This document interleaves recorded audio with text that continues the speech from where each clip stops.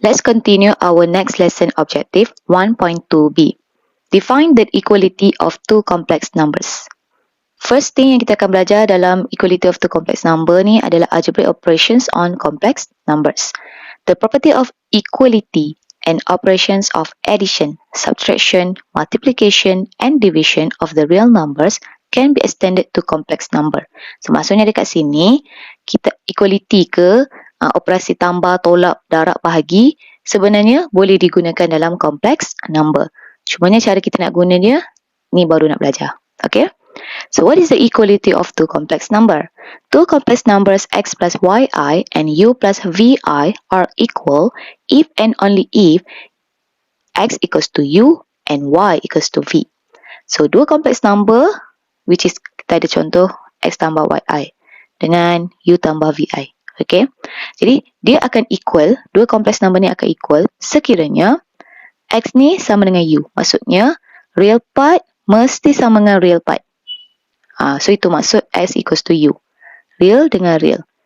And y is equals to v. Maksudnya imaginary part mesti sama dengan imaginary part. Sebab itu sini y equals to v. Okay. So that is the equality of two complex number. So next kita tengok addition and subtraction of complex numbers. To add two complex numbers, add the real parts and imaginary parts separately. That is, x plus yi plus u plus vi is equals to x plus u plus y plus vi. Okay. Untuk nak buat penambahan dua complex number, kita hanya tambahkan real part dengan real part, imaginary part dengan imaginary part. Okay. Contohnya kalau saya ada macam ni lah, x tambah yi tambah u plus vi. So, macam mana saya nak tambah mereka dua? Saya hanya ambil je. Yang real part dengan real part ni, saya tambahkan mereka dua. So, dia akan jadi x tambah u. Kemudian y dengan v kita tambahkan mereka sebab mereka adalah imaginary part. So dua imaginary part ni kita tambahkan dia, so dia akan jadi y tambah v, kemudian ada bracket I. Maksudnya hasil tambah dia, lepas tu letak belakang tu I. Itu nak refer kepada imaginary part. Similarly, to subtract two complex numbers, subtract the real parts and the imaginary parts separately. That is, x plus yi minus u plus vi is equals to x minus u plus y minus vi. So, sama jugalah kalau kita nak tolak dia. So, kita akan tolak real part dengan real part, imaginary part dengan imaginary part. So, contoh saya ada x tambah yi minus u tambah vi. Jadi, saya akan ambil lah real part ni, x dengan u, saya tolakkan mereka dua. So, sebab itulah dia akan jadi x tolak u.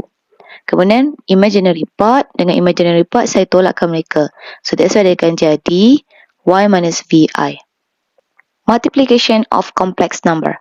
In multiplying two complex numbers, follow the rules for multiplying two binomials and whenever the term I squared is accounted, replace it with -1. Thus, x plus yi times u plus vi is equals to xu plus xvi plus yui plus yvi squared, which is equals to xu minus yv plus xv plus yui. Okay, so kalau kita tengok dekat sini, multiplication ni, kita hanya multiply macam dua binomial tu. Contohnya, kalau kita ada x tambah 3 darab x tolak 2. Kita expand dia satu-satu, betul tak? Okay, so dia guna konsep yang sama.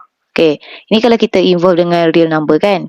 Tapi untuk complex number, apa yang kita buat, kita expand dia satu-satu. Okay, first, kita nak x tambah yi darab dengan u tambah vi. Jadi apa yang kita buat, x ni darab dulu dengan u. So that's why dia jadi sini, xu. Okay, kemudian x ni darabkan dengan vi. So sebab itulah dekat sini dia akan jadi xvi. Kemudian tambah yi darab dengan u. So that's why dekat sini akan jadi yui. Kemudian tambah yi darab dengan vi. So that's why dekat sini dia akan jadi yvi squared. Okay, kemudian bila kita nampak je ada I squared, kita replacekan dengan -1. So sebab itulah dekat sini dia masukkan substitute -1. Okay, hanya I squared sahaja kita replacekan dia.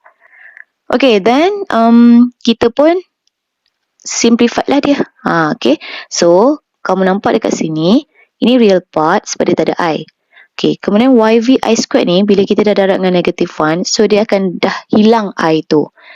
So that's why dekat sini dia jadi xu tolak yv. Okay, dia kumpulkan yang real part dengan real part. Imaginary part dengan imaginary part. So, that's why dekat sini, untuk imaginary part yang ada I ni, dia factorkan keluar. So, dia jadi XV tambah YU times I. Okay. Sebab tu nanti final dia jadi macam ni lah. Okay.